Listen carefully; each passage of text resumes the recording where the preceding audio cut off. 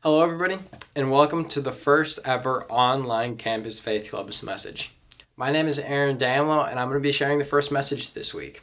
I'm really excited to be sharing this message with you guys. I've been looking forward to it for a long time, and I think I have a great topic for the first week. Before we start, I'd just like to do a quick prayer, so if you bow your head and close your hand. Dear God, thank you for letting us gather online, even though we can't be in person, God. I hope that everyone here can hear your message that you have planned for us today, God.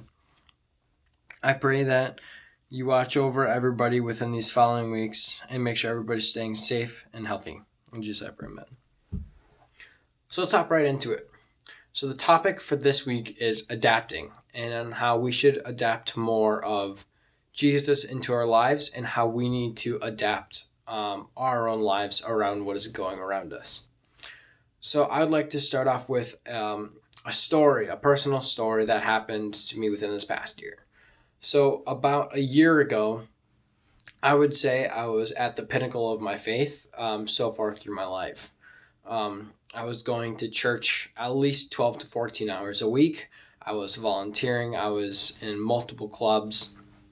And I really was just at this high where I was able to see everything clearly in God's plan.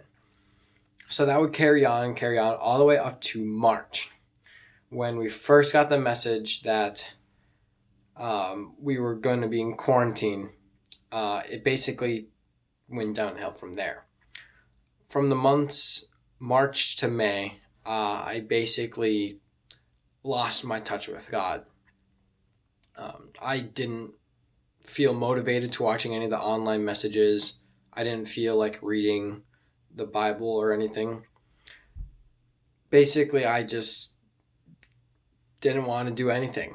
And by the time June hit, I realized that I lost my relationship with God.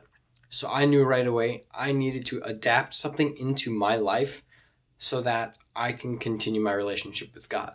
And that's exactly what I did. From that point on, basically up till now, I've been praying every morning.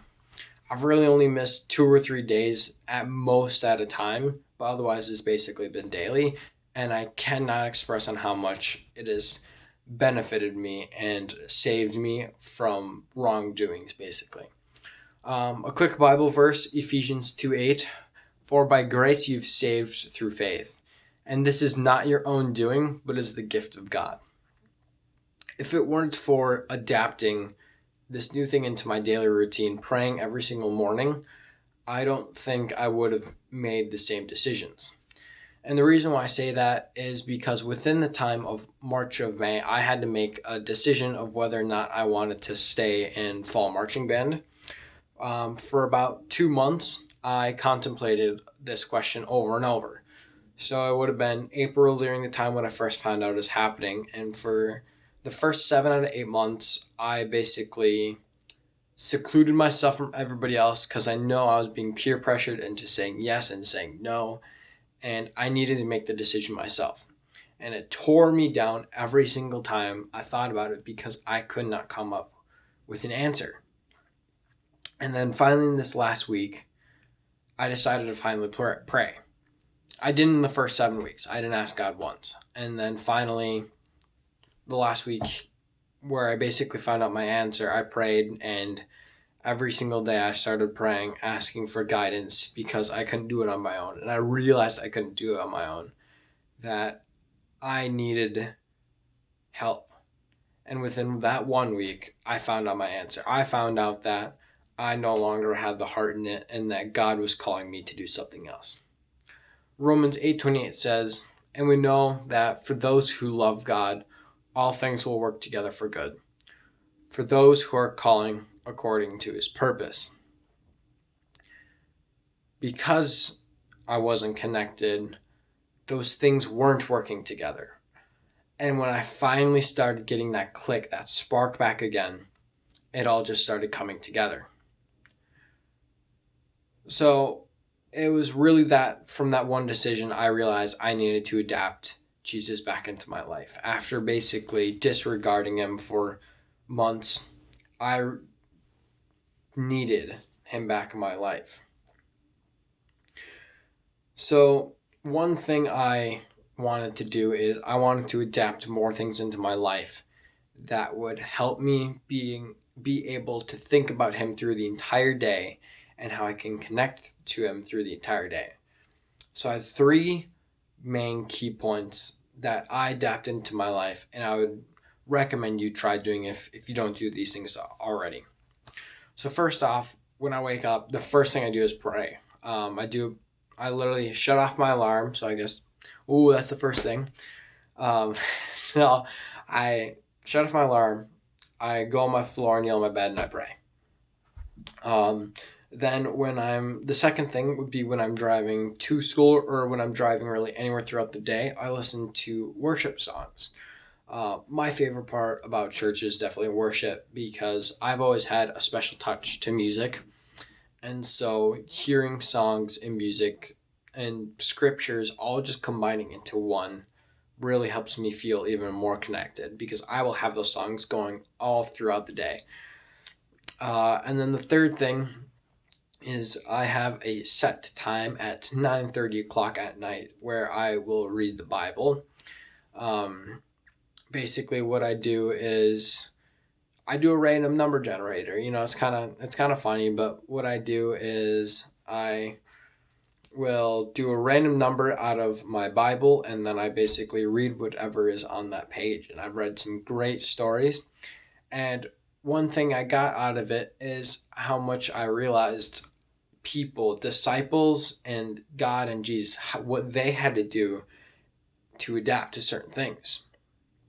One great story is when about the bread and fish, when they were distributing to the people thousands and they had very little bread, and Jesus just kept saying, "Here, take some, take some, take some," and they gave some to everybody by the end, and they even have leftovers.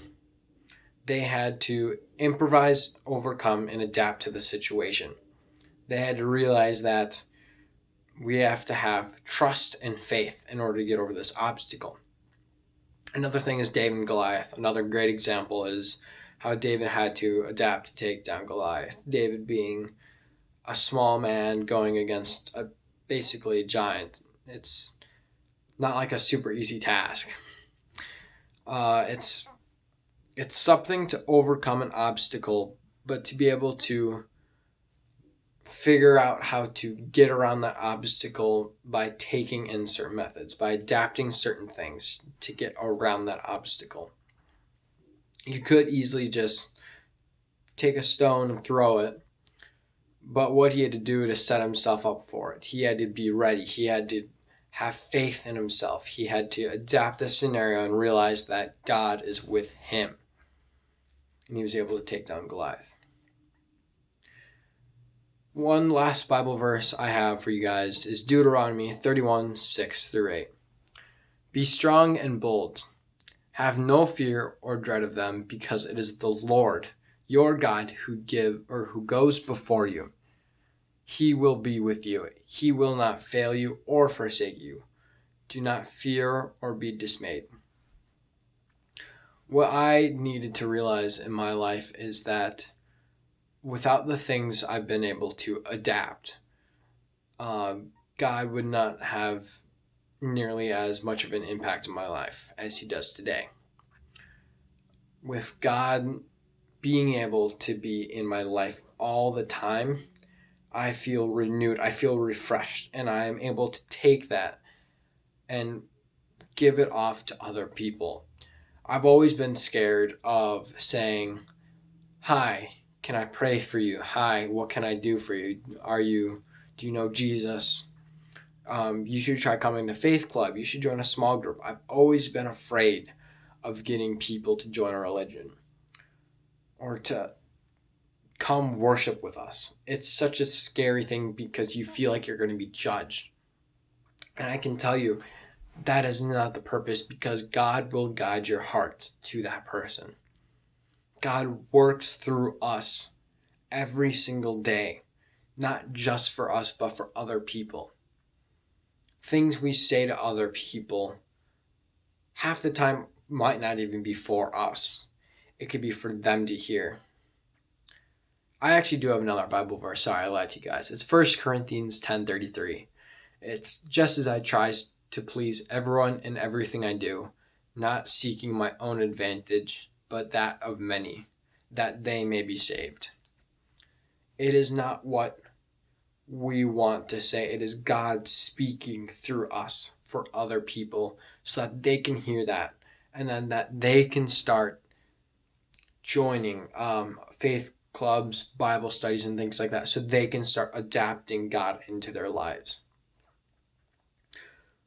So what this message is mainly about today is take a second, pause the video if you want, and think about ways you can adapt God into your life, whether it is praying, listening to music, doing Bible study, talking to your parents about it, talking to your friends about it. There's many things you can do.